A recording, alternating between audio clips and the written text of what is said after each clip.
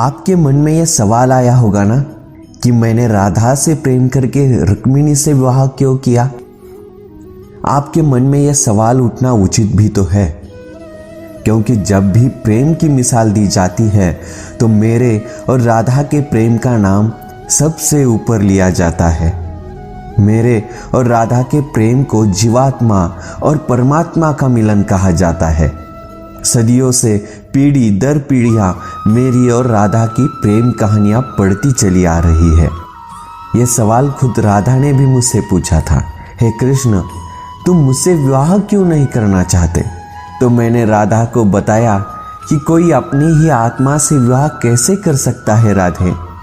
वैसे भी विवाह के लिए दो लोगों की आवश्यकता होती है और मेरा तुम्हारा अलग अलग अस्तित्व ही नहीं है, तो हम एक दूसरे से कैसे विवाह कर सकते हैं राधे? तो हमारे बीच विवाह का सवाल ही पैदा नहीं होता। मैं और राधा एक दूसरे रूप से आत्मीय तौर पर जुड़े हुए थे, इसलिए हमेशा राधा कृष्ण कहा जाता है, रुक्मिणी कृष्ण नहीं। रुक्मिणी ने भी मुझको पाने के लिए क्या कुछ नहीं किया, वह अपने भाई के खिलाफ चली गई। रुक्मिणी भी राधा की तरह मुझसे प्रेम करती थी। रुक्मिणी ने मुझको एक प्रेम पत्र भेजा था कि वह आकर उन्हें अपने साथ ले जाए।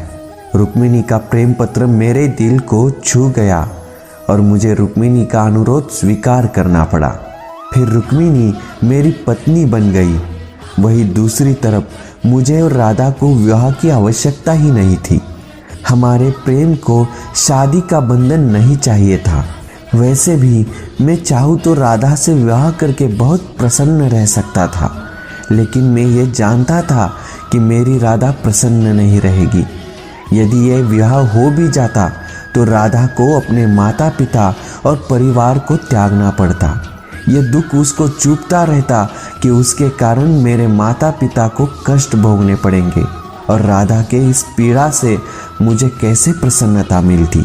आप जिनसे प्रेम करते हो उनकी भावनाएं नहीं, बल्कि आपका प्रेम भी जिनसे प्रेम करता है उनकी भी भावनाओं का ध्यान रखना भी हमारा कर्तव्य है। ये जरूरी भी तो नहीं ना कि आप जिसे प्रेम करते हो उससे विवाह हो।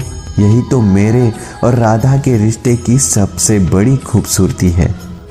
तो प्रेम से बोलो राधे राधे।